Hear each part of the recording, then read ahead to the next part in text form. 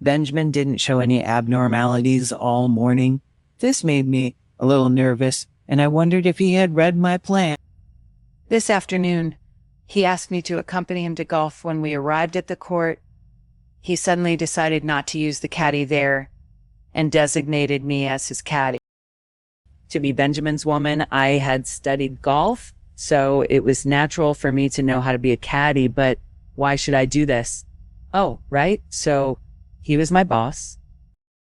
When I took the heavy bag from the caddy under the scorching sun, I saw Benjamin smirking.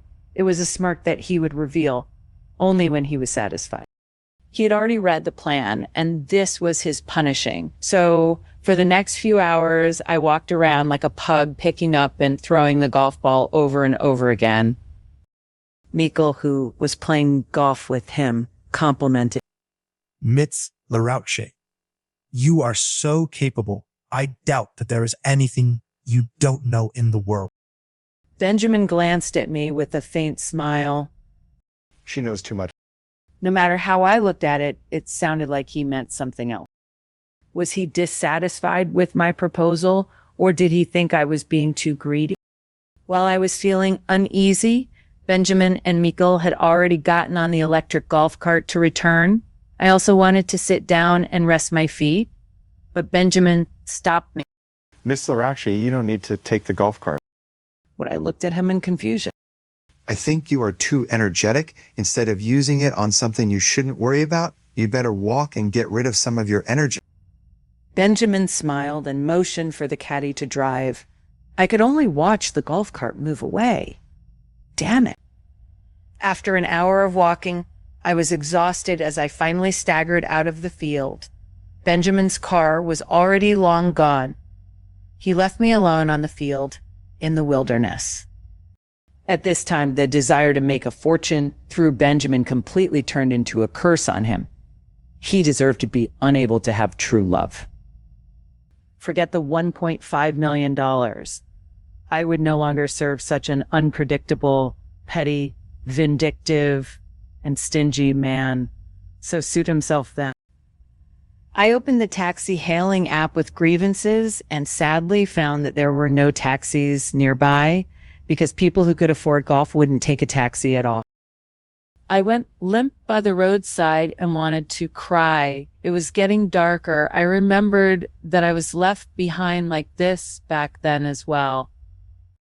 From then on, I swore to be a woman with solutions. Since I was not a princess, I didn't want a prince to save me. It was not like there wasn't any bus here. After a long walk, I finally saw the nearest bus stop sign, and Benjamin's car was parked on the roadside. Was he waiting for me? I stared blankly at the rear door window, which slowly rolled down, revealing Benjamin's expressionless face. Get in it. He said, "Making one suffer before giving one a treat was literally a method to teach dogs a lesson." At this moment, my spirit wanted to refuse him nobly, but my body got in the car humbly. I was so freaking tired. When I opened my eyes again, it was completely dark. The car was parked in a courtyard. Adam Smith, who was the driver, had disappeared some time ago, whereas Benjamin was smoking with the window halfway down in the driver's seat. The radio was playing Death Cab for Cuties. Someday, you will be loved. I once knew a girl in the years of my youth, with eyes like the summer, all beauty and truth. I couldn't see his expression, only a red tip between his fingertips flickering in the night sky. This was an unfamiliar Benjamin, a lonely Benjamin. There seemed to be a sense of sadness in him which blended with the dark night. I couldn't help but want to interrupt the scene. Where is this place? He put out the cigarette and said, $1.5 million is too much. Huh? I was unable to react for a moment. Benjamin turned his head and said, I can't give you $1.5 million. If this doesn't work out, I will lose a lot of money. But while you're my girlfriend, I can pay you $45,000 a month. Think about it. Do I need to sleep with you? I heard myself ask. I signed a contract with Benjamin from his female secretary. I was officially his acting girlfriend. I quit my job and the whole company was shocked. They must be thinking a lackey like Juliet is quitting. They must be wondering why too. Soon they heard the rumor that a cleaner heard me having a big fight with Benjamin in the CEO's office. I said to Benjamin, yes, I love you, so I can't bear to help you deal with your mess with those women anymore. I continued, do you think because I'm poorer, weaker, and not beautiful that I have no emotions? You think wrong, Benjamin. I love you and it's not shameful. At least we are equal as humans. Goodbye. Then I slammed the door and bumped into the cleaner. She was close enough to see my tears. Then everyone in the whole company knew that I had a crush on Benjamin and quit my job angrily. But what they didn't know was that what the cleaner heard was just my pre-written script. Benjamin had a line. He was supposed to look at me in shame after my passionate performance and say, I didn't know that you loved me. Then I would have said, now that you know it, that's enough for me. Then I would leave stubbornly, acting like the complex, proud, yet poor Cinderella character. But like Benjamin said, Simplicity is more suitable for your character image. well, he cut out his lines himself. He acted like a spectator throughout my acting, frowning with his arms crossed and finding fault with my acting skills. Afterward, I was very dissatisfied. I said, to make the world believe that I'm your true love, it's not enough for me to perform alone. You have to participate. At least you have to learn to look at me passionately. Yeah. So he waved the contract in his hand. I pay you $45,000 a month to serve me, not for you to teach me how to behave.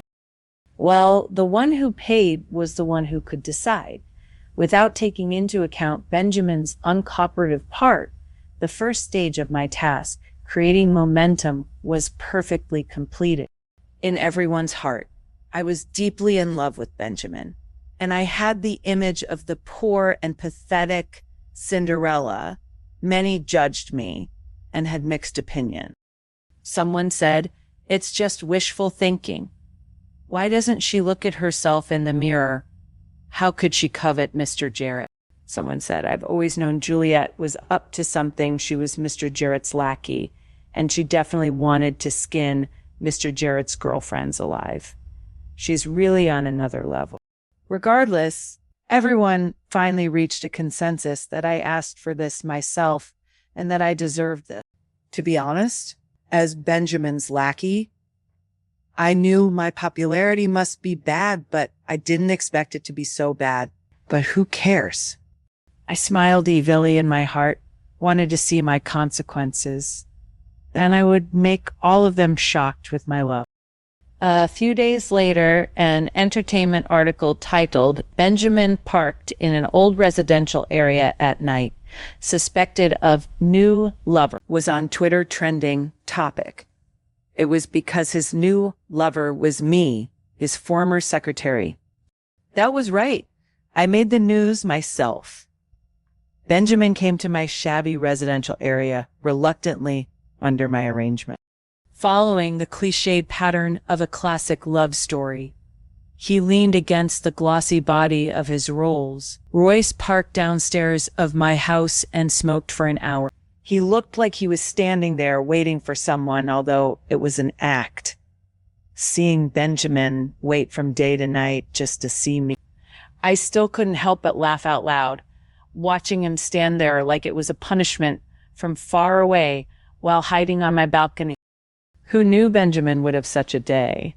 I originally wanted him to stand for a while, but just 1 hour later, I received his message. Come down. The angrier he was, the more concise his messages would be. Evidently, an hour had made him very impatient. I hurried downstairs and reached him. I didn't even get to read the lines I had prepared. Benjamin was already impatiently holding me in his arms. This action was not in the script. I was stunned. His embrace was not like his usual coldness, as it was extremely warm, I could even hear his heartbeat. Then he gave an order. Go upstairs. Upstairs, that wasn't in the script either. He was supposed to bring me into the car, and then we would go back to his home together.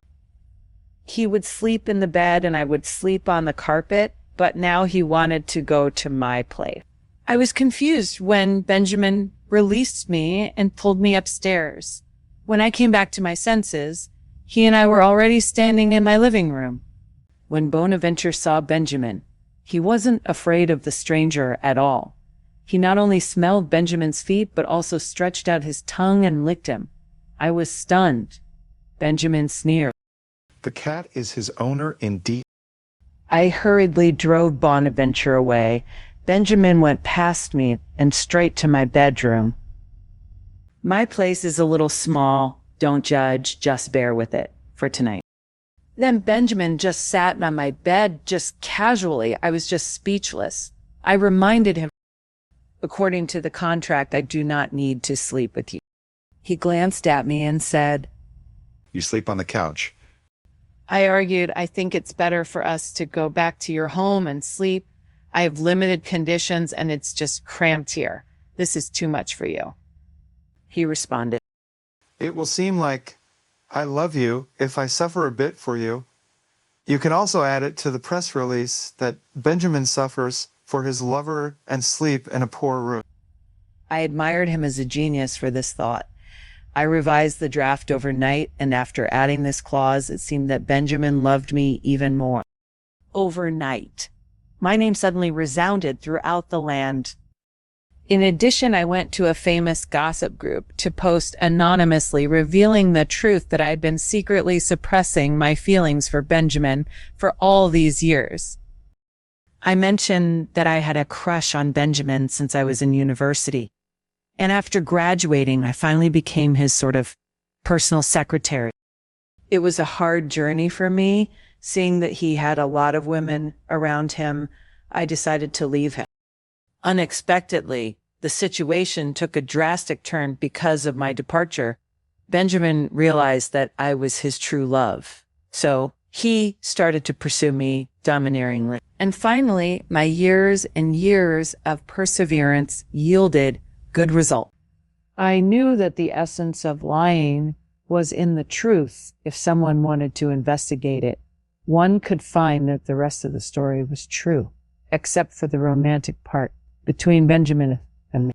In the romance part, I used the classic love story, loved by many, to convince them this would make them trust us more and not doubt our story. For a moment, I almost became a second Rita Wilson, who was the ideal woman as a wife for so many men. Of course, my being a humble simp angered like some sort of proud girls. They judged me for being such a weak and fragile girl. Well, I wondered if they would forgive me if they knew this was part of my job. Anyway, the more controversial I was, the more authentic this story was. I tossed the monitored data to Benjamin and said proudly, well, what do you think are the $45,000 you spent on me worth it? Benjamin was speechless. It's my first time seeing someone being so proud after being scolded. If you gave me $450,000 a month, it would be fine, even if they called me Anne Boleyn.